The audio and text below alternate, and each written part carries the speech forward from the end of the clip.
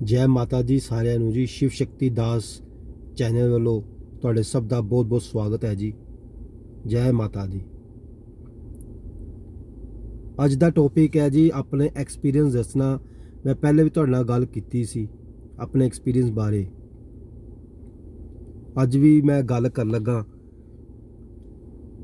ਕਿਉਂਕਿ ਇਨਸਾਨ ਦਾ ਜਿਹੜਾ ਵਿਸ਼ਵਾਸ ਹੈ ਉਹ ਉਹਨੂੰ ਬੜੀ ਦੂਰ ਤੱਕ ਲੈ ਕੇ ਜਾਂਦਾ। ਇੱਕ ਵਿਸ਼ਵਾਸ ਹੀ ਇਹੋ ਜਿਹਾ ਹੁੰਦਾ ਜਿਹੜਾ ਇਨਸਾਨ ਨੂੰ ਪਰਮਾਤਮਾ ਦੇ ਨਾਲ ਮਿਲਾ ਦਿੰਦਾ ਹੈ।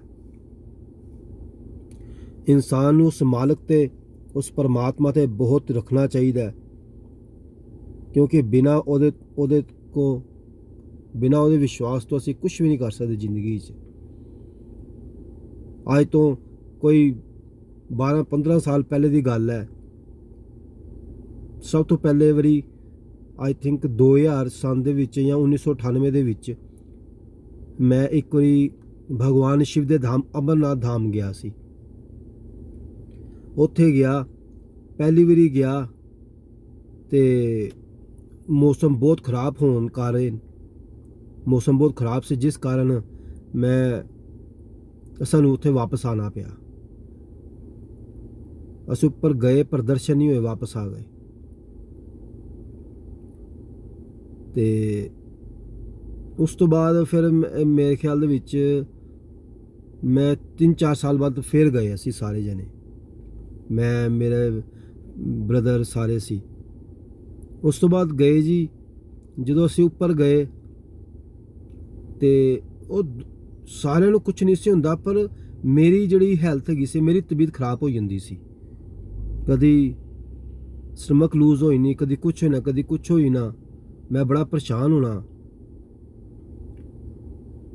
ਕੋਈ ਮਨ ਦੇ ਵਿੱਚ ਬੜੀ ਗੱਲਾਂ ਆਉਣੀਆਂ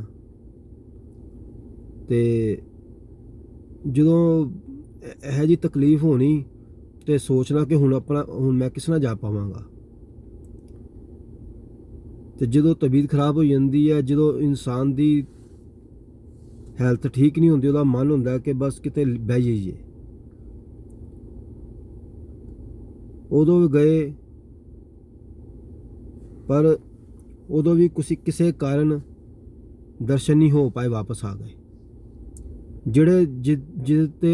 ਜਿਸ ਧਾਮ ਤੇ ਸਾਰੀ ਦੁਨੀਆ, ਲੂਲੇ ਲੰਗੜੇ ਅਪਾਹਿਜ, ਹਰ ਤਰ੍ਹਾਂ ਦਾ, ਬੱਚੇ ਬੁੱਢੇ ਜਵਾਨ ਸਾਰੇ ਜਾਂਦੇ ਆ, ਪਰ ਮੈਂ ਨਹੀਂ ਸੀ ਜਾ ਪਾਉਂਦਾ ਕਿਉਂਕਿ ਮੈਨੂੰ ਹੁਕਮ ਨਹੀਂ ਸੀਗਾ ਉਹ ਟਾਈਮ ਤੇ।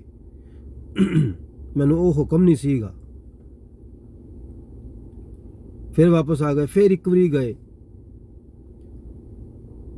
ਜਦੋਂ ਉਸ ਤੋਂ ਬਾਅਦ ਗਏ ਸਾਰੀ ਚੜ੍ਹਾਈ ਕਰ ਲਈ। ਜਦੋਂ ਉੱਪਰ ਜਦੋਂ ਗੰਗਾ ਆਉਂਦੀ ਹੈ ਉੱਪਰ ਭਗਵਾਨ ਸ਼ਿਵ ਦੇ ਗੁਫਾ ਦੇ ਕੋਲ, ਉੱਥੇ ਜਾ ਕੇ ਮੈਂ ਨਹਾ ਲਿਆ। ਉਹ ਇੱਕਦਮ ਟੈਂਪਰੇਚਰ ਲੋ ਹੋਣ ਦੇ ਕਾਰਨ ਮੈਨੂੰ ਬੁਖਾਰ ਚੜ ਗਿਆ। ਦਰਸ਼ਨ ਤੇ ਕੀਤੇ ਪਰ ਬੜੀ ਮੁਸ਼ਕਲ ਦਰਸ਼ਨ ਹੋ ਗਏ। ਫਿਰ ਉਸ ਤੋਂ ਬਾਅਦ ਦਰਸ਼ਨ ਹੋ ਗਏ, ਫਿਰ ਵਾਪਸ ਆ ਗਏ। ਫਿਰ ਇੱਕ ਵਾਰੀ ਗਏ, ਫਿਰ ਗਣੇਸ਼ ਟੋਪ ਤੱਕਨ ਚਲੇ ਗਏ, ਜਿਹੜਾ ਸਭ ਤੋਂ ਉੱਚਾ ਟੋਪ ਮੰਨਿਆ ਜਾਂਦਾ, ਉਹ ਪਾਰ ਕਰ ਲਿਆ। ਪੰਚਤਨੀ ਸ਼ੁਰੂ ਹੋਣੀ ਸੀ, ਉਹਦਾ ਹੁਕਮ ਨਹੀਂ ਸੀਗਾ। ਸਾਰੇ ਚਲੇ ਗਏ, ਜਿਹੜੇ ਮੇਰੇ ਨਾਲ ਗਏ ਸੀ ਸਾਰੇ ਚਲੇ ਗਏ, ਮੈਂ ਇਕੱਲਾ ਵਾਪਸ ਆ ਗਿਆ। ਮਨ 'ਚ ਬੜਾ ਹੋਵੇ ਕਿ ਮੈਨੂੰ ਹੁਕਮ ਨਹੀਂ ਹੁੰਦਾ ਪਿਆ, ਸਾਰੇ ਜਾਂਦੇ ਆ। ਪਰ ਉਸ ਦੇਖੋ ਹੁਣ ਜਿਹੜੀ ਮੈਂ ਤੁਹਾਨੂੰ ਗੱਲ ਦੱਸਣ ਲੱਗਾ, ਉਹ ਕਿੰਨੀ ਉਸ ਮਾਲਕ ਦੀ ਰਜ਼ਾ ਕੀ ਹੁੰਦੀ ਹੈ, ਉਸ ਭਗਵਾਨ ਭੋਲੇਨਾਥ ਦੀ ਕਿਰਪਾ ਕਿੰਨੀ ਇਨਸਾਨ ਤੇ ਹੁੰਦੀ ਹੈ। ਜਿਹੜਾ ਉਹਦੇ ਦਰ ਤੇ ਆਂਦਾ ਉਹ ਉਹਨੂੰ ਖਾਲੀ ਨਹੀਂ ਮੋੜਦਾ, ਪਰ ਸਮੇਂ ਦੇ ਪਹਿਲੇ ਕੁਝ ਵੀ ਨਹੀਂ ਹੁੰਦਾ, ਸਮੇਂ ਦੇ ਨਾਲ ਹੀ ਸਭ ਕੁਝ ਹੁੰਦਾ ਹੈ।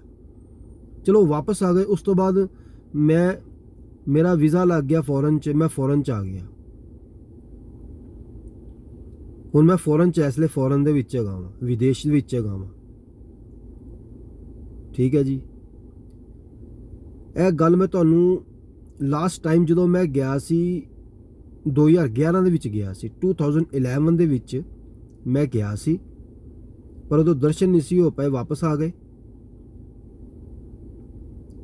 ਤੇ ਹੁਣ ਦੀ ਗੱਲ ਹੈ ਰੀਸੈਂਟ 2 ਮਹੀਨੇ ਪਹਿਲੇ ਮੈਂ ਸੋਚ ਇੱਥੇ ਜੇ ਸਾਡੇ ਜਿਹੜੇ ਸ਼ਹਿਰ ਦੇ ਵਿੱਚ ਜਿਹੜਾ ਮੰਦਿਰ ਹੈਗਾ ਕਿਉਂਕਿ ਇੱਥੇ ਸਰਦੀ ਬੜੀ ਪੈਂਦੀ ਹੈ, ਇਸ ਕਰਕੇ ਕਿਸੇ ਵੇਲੇ ਜਾਣ ਹੁੰਦਾ ਨਹੀਂ ਹੁੰਦਾ, ਪਰ ਮਨ 'ਚ ਹੁੰਦਾ ਸੀ ਕਿ ਭਗਵਾਨ ਸ਼ਿਵ ਤੇ ਅਭਿਸ਼ੇਕ ਨਹੀਂ ਕੀਤਾ ਜਾਂਦਾ। ਜੇ ਜਾਂਦੇ ਸੀ ਵੀ ਤੇ ਕਿਸੇ ਵੇਲੇ ਭੀੜ ਹੁੰਦੀ ਸੀ, ਮਨ ਨੂੰ ਸੰਤੁਸ਼ਟੀ ਨਹੀਂ ਸੀ ਹੁੰਦੀ, ਆਰਾਮ ਨਹੀਂ ਸੀ ਆਉਂਦਾ, ਕਿ ਮਜ਼ਾ ਨਹੀਂ ਆਇਆ, ਸਹੀ ਤਰ੍ਹਾਂ ਨਹੀਂ ਕਰ ਪਾਏ, ਜਾਂ ਮਹੀਨੇ 'ਚ ਇੱਕ ਵਾਰੀ ਚਲੇ ਗਏ ਜਾਂ ਇਸ ਨਾ ਇੱਕ ਵਾਰੀ ਮਨ 'ਚ ਬੈਠੇ ਬੈਠੇ ਉਸ ਮਾਲਕ ਦੀ ਤੁਸੀਂ ਕਿਰਪਾ ਦੇਖੋ। ਇੱਕ ਵਾਰੀ ਬੈਠੇ ਬੈਠੇ ਮਨ ਦੇ ਵਿੱਚ ਆਇਆ ਕਿ ਵਿੱਕੀ ਸ਼ਾਹ ਜੀ ਤੁਸੀਂ ਸ਼ਿਵਲਿੰਗ ਲੈ ਕੇ ਆਓ ਘਰ। ਮੈਂ ਨਹੀਂ, ਉਸ ਮਾਲਕ ਦੀ ਕਿਰਪਾ ਨਹੀਂ ਹੋਈ ਕਿ ਸ਼ਿਵਲਿੰਗ, ਪਰ ਮਨ 'ਚ ਆਵੇ ਕਿ ਭਗਵਾਨ ਦਾ ਸ਼ਿਵਲਿੰਗ ਘਰ ਚਲ ਵੀ ਚਲੇ ਆਣਾ ਸੌਖੀ ਗੱਲ ਨਹੀਂ ਹੈਗੀ। ਚਲੋ ਉਹ ਸ਼ਿਵਲਿੰਗ ਦੇ ਬਾਰੇ ਮਨ 'ਚ ਗੱਲ ਚੱਲਦੀ ਪਈ ਸੀ ਤੇ ਜਿਹਨੂੰ ਅਸੀਂ ਕਹਿੰਦੇ ਆ ਜੀ ਜਿਹੜੇ ਸ਼ਰਾਧ ਹੁੰਦੇ ਆ ਉਹ ਸਭ ਤੋਂ ਮਾੜੇ ਹੁੰਦੇ, ਸ਼ਰਾਧਾਂ 'ਚ ਸ਼ੁਭ ਨਹੀਂ ਕੰਮ ਹੁੰਦੇ, ਸ਼ਰਾਧਾਂ 'ਚ ਮਾੜੇ ਹੁੰਦੇ ਜੀ, ਇਹ ਹੁੰਦਾ ਜੀ, ਕਿਉਂਕਿ ਅਸੀਂ ਲੋਕ ਜਿਹੜੇ ਹੈਗੇ ਆ ਉਹ ਵਹਿਮਾਂ ਦੇ ਵਿੱਚ ਬਹੁਤ ਜ਼ਿਆਦਾ ਫਸੇ ਹੋਏ ਆ। ਹਰ ਚੀਜ਼ ਦੇ ਵਿੱਚ ਅਸੀਂ ਵਹਿਮ ਦੇਖਦੇ ਆ, ਵਹਿਮ ਦੇ ਵਿੱਚ ਫਸੇ ਰਹਿੰਦੇ ਆ, ਜਿਸ ਕਾਰਨ ਅਸੀਂ ਸ਼ੁਭ ਕੰਮ ਨੂੰ ਵੀ ਨਹੀਂ ਕਰ ਪਾਉਂਦੇ। ਤੋ ਉਹ ਉਦੋਂ ਸ਼ਰਾਧ ਚੱਲਦੇ ਪਏ ਸੀ। ਪਹਿਲਾ ਸ਼ਰਾਧ ਹੈਗਾ ਸੀ ਸੋਮਵਾਰ ਵਾਲੇ ਦਿਨ, ਪਹਿਲਾ ਸ਼ਰਾਧ। ਮੈਂ ਸ਼ਾਮ ਨੂੰ ਜਾਂਦਾ ਮੇਰੀ ਕਾਰ ਕਿਸ ਤਰ੍ਹਾਂ ਉਸ ਦੁਕਾਨ ਵੱਲ ਮੁੜ ਗਈ, ਉਸ ਸ਼ੋਅ ਵੱਲ ਮੁੜ ਗਈ। ਮੈਂ ਉੱਥੋਂ ਹੀ ਸ਼ਿਵਲਿੰਗ ਲੈ ਕੇ ਘਰ ਆਇਆ।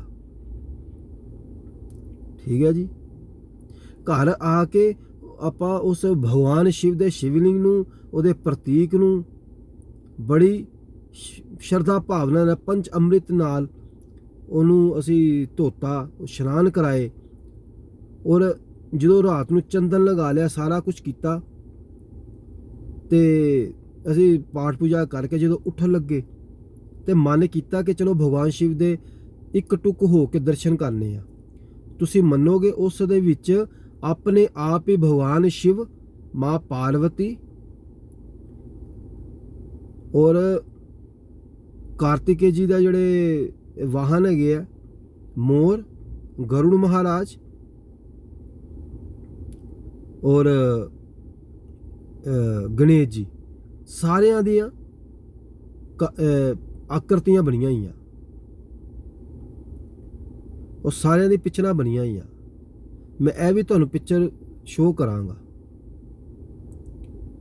ਉਹ ਸਾਰੀਆਂ ਆਕਰਤੀਆਂ ਬਣੀਆਂ। ਮਨ ਨੂੰ ਉਸ ਵੇਲੇ ਮੇਰੇ ਪੈਰ ਜ਼ਮੀਨ ਤੇ ਨਾ ਲੱਗਣ ਕਿ ਕਿਸੇ ਤਰੀਕੇ ਸਾਰੇ ਦਰਸ਼ਨ ਕਰ ਲੈਣ। ਮੈਂ ਕਾਫੀ ਜਣੇ ਆਪਣੇ ਜਿਹੜੇ ਮਾਤਾ ਪਿਤਾ ਸਾਰਿਆਂ ਨੂੰ ਦਰਸ਼ਨ ਕਰਵਾਏ, ਕੋਈ ਯਕੀਨ ਨਾ ਕਿਸੇ ਨੂੰ ਹੋਵੇ।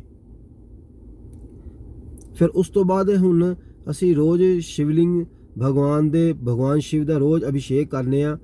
ਜਦੋਂ ਰਾਤੀ ਚੰਦਨ ਲਗਾਤੇ ਆ ਤੇ ਪ੍ਰਭੂ ਭਗਵਾਨ ਸ਼ਿਵ ਦੀ ਐਸੀ ਕਿਰਪਾ ਕਿਸੇ ਨਾ ਕਿਸੇ ਰੂਪ ਵਿੱਚ ਆਕ੍ਰਿਤੀ ਬਣ ਜਾਂਦੀ ਹੈ। ਕਦੀ ਹਨੂਮਾਨ ਜੀ ਦੀ ਬਣ ਜਾਂਦੀ ਹੈ, ਕਦੀ ਨਾਰਾਇਣ ਜੀ ਦੀ ਬਣ ਜਾਂਦੀ ਹੈ, ਕਦੀ ਸ਼ੇਸ਼ਨਾਗ ਜੀ ਦੀ ਬਣ ਜਾਂਦੀ ਹੈ, ਕਦੀ ਨੰਦੀ ਬਾਬਾ ਦੀ, ਸਭ ਦੀ ਬਣਦੀ ਹੈ।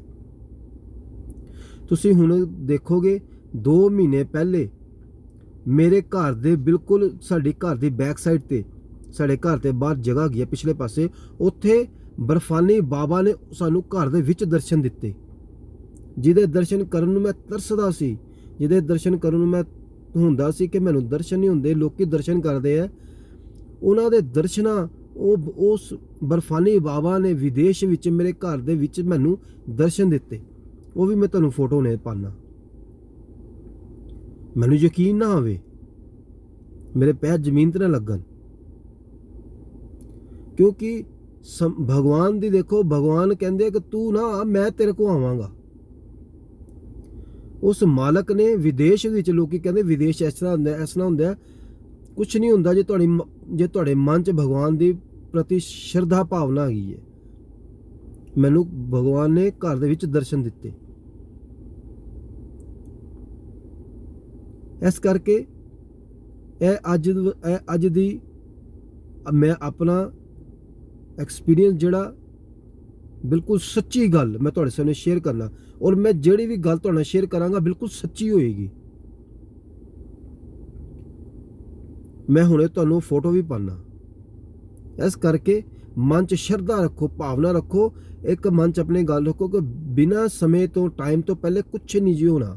ਸਮੇਂ ਦੇ ਨਾਲ ਸਭ ਕੁਝ ਹੈਗਾ। ਇਨਸਾਨ ਹੈਗੇ ਆ, ਕਿਉਂਕਿ ਮਨ ਡੋਲ ਜਾਂਦਾ, ਪਰ ਉਹਦੇ ਉੱਤੇ ਵਿਸ਼ਵਾਸ ਰੱਖੋ। ਭਗਵਾਨ ਸ਼ਿਵ ਤੇ ਵਿਸ਼ਵਾਸ ਰੱਖੋ, ਸਭ ਕੁਝ ਠੀਕ ਹੋਏਗਾ।